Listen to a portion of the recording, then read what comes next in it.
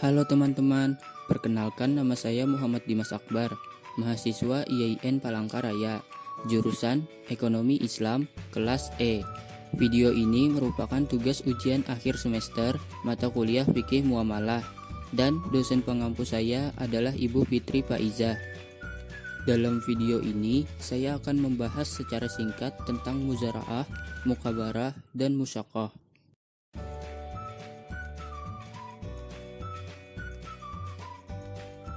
Muzara'ah dan mukabarah.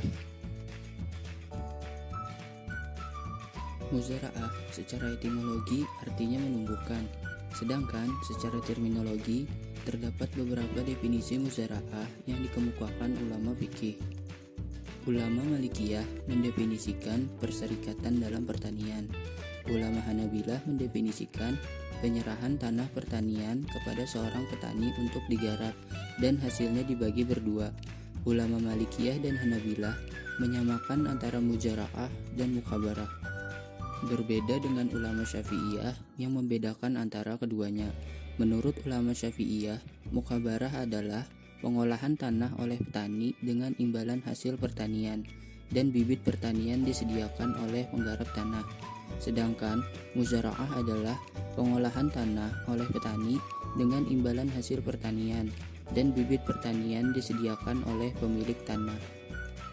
Jadi, ulama Syafi'iyah membedakannya hanya dari asal bibit pertanian. Jika bibit berasal dari penggarap disebut mukabarah, jika bibit berasal dari pemilik tanah disebut muzara'ah.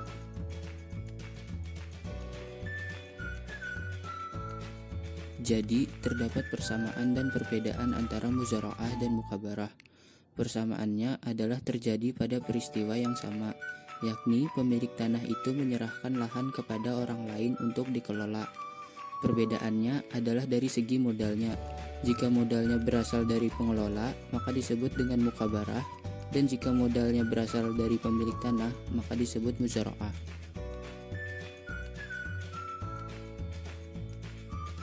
Rukun muzara'ah dan mukabarah menurut jumhur ulama ada 4. Pertama, pemilik tanah. Kedua, petani penggarap. Ketiga, objek muzara'ah, yaitu antara manfaat tanah dan hasil kerja petani. Keempat, ijab dan kabul.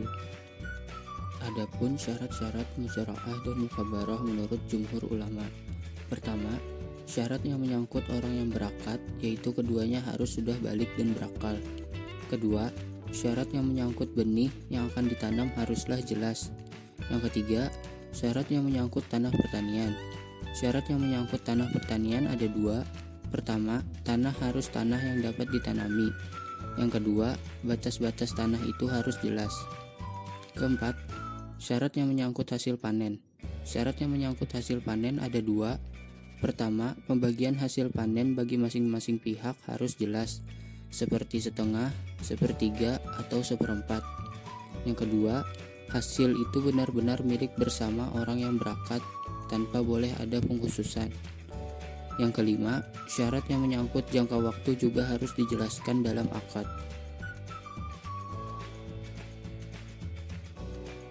Ada juga hal yang menyebabkan akad muzara'ah dan mukabarah berakhir. Pertama, jangka waktu yang disepakati berakhir. Kedua, salah satu pihak meninggal dunia. Yang ketiga, adanya uzur dari salah satu pihak, baik dari pihak pemilik tanah maupun dari pihak petani, yang menyebabkan mereka tidak boleh melanjutkan akad muzara'ah itu.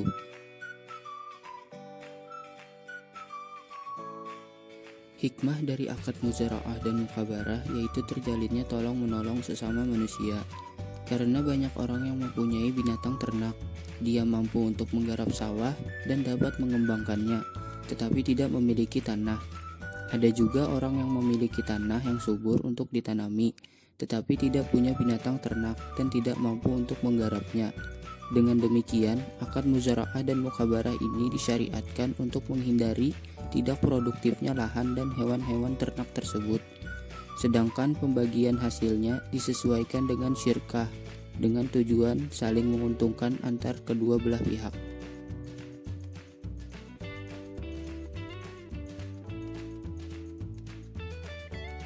Musakah.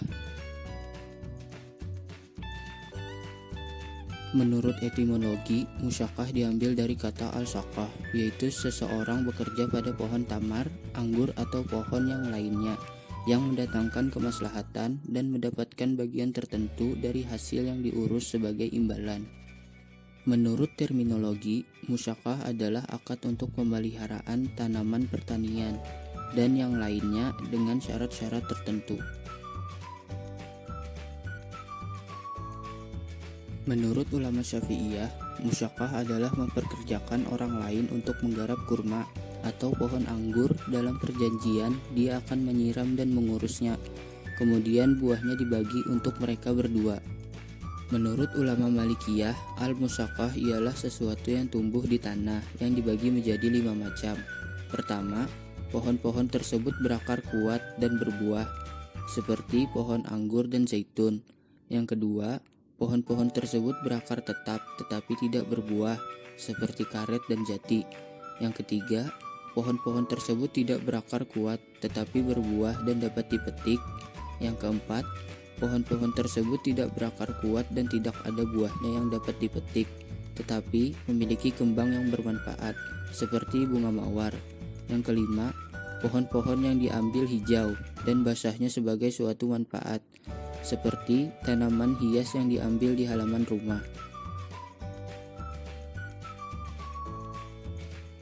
Dengan demikian, musyakah adalah sebuah bentuk kerjasama antara pemilik kebun dan petani penggarap dengan tujuan agar kebun itu dipelihara dan dirawat sehingga memberikan hasil yang maksimal.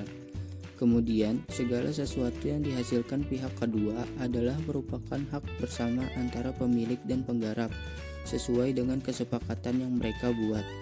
Musyakah berbeda dengan muzara'ah dan mukabarah, karena di dalam musyakah tanaman telah ada tetapi memerlukan tenaga kerja untuk memeliharanya. Sedangkan di dalam muzara'ah dan mukabarah, tanaman di tanah belum ada dan tanahnya masih harus digarap dahulu oleh penggarapnya.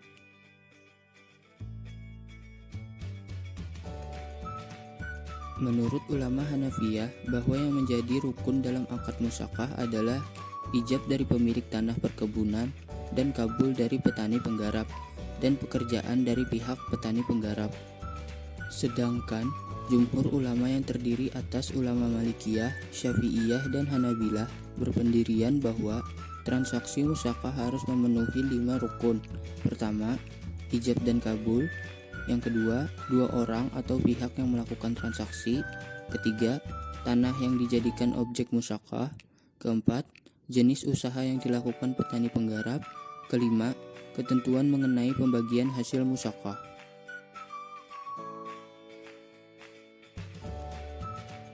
Syarat-syarat yang harus dipenuhi oleh masing-masing rukun, yaitu: pertama, kedua belah pihak yang melakukan transaksi musyakah harus orang yang cakap bertindak hukum, yakni dewasa dan berakal. Kedua, objek musyakah. Menurut ulama Hanafiyah, yang boleh menjadi objek musyakah adalah pepohonan yang berbuah, seperti kurma, anggur, dan terong. Tetapi juga berlaku pada pepohonan yang tidak mempunyai buah jika hal itu dibutuhkan masyarakat. Menurut ulama Malikiyah, bahwa yang menjadi objek musyakah itu adalah tanaman keras dan palawija, seperti kurma, terong, apel, dan anggur. Menurut ulama Hanabilah, yang boleh dijadikan objek musyakah adalah tanaman yang buahnya boleh dikonsumsi. Sedangkan menurut ulama Syafi'iyah, yang boleh dijadikan objek akad musyakah adalah kurma dan anggur saja.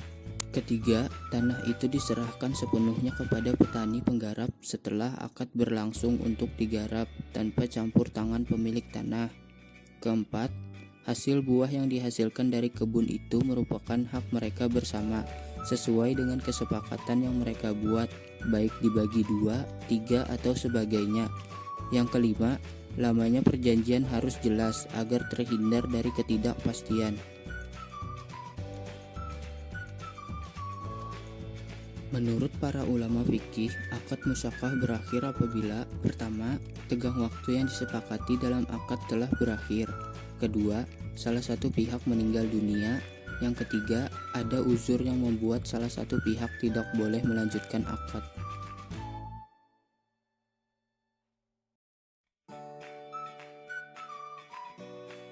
Pertanyaan. Pertanyaan pertama, bagaimana pembagian hasil panen dalam akad muzara'ah, mukabarah, dan musyakah apabila salah satu pihak meninggal dunia? Jika petani yang wafat, maka ahli warisnya boleh melanjutkan akadnya itu, kalau misalnya tanaman tersebut belum dipanen. Apabila yang wafat pemilik kebun, maka pekerjaan petani tetap harus dilanjutkan, karena si petani belum mendapatkan keuntungan, dan akad tersebut diteruskan oleh ahli waris pemilik kebun. Jika yang wafat kedua belah pihak, maka kedua ahli waris mereka boleh melakukan khiyar, apakah ingin melanjutkan atau menghentikan akad tersebut.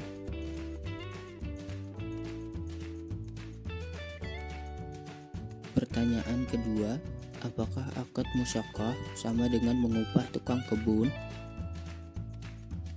Kerjasama dalam bentuk musyakah berbeda dengan mengupah tukang kebun untuk merawat tanaman, karena hasil yang diterima tukang kebun adalah upah yang telah pasti ukurannya, sedangkan dalam akad musyakah, upahnya adalah hasil dari tanaman yang telah dirawatnya tersebut, dan hasilnya tidak pasti ukurannya.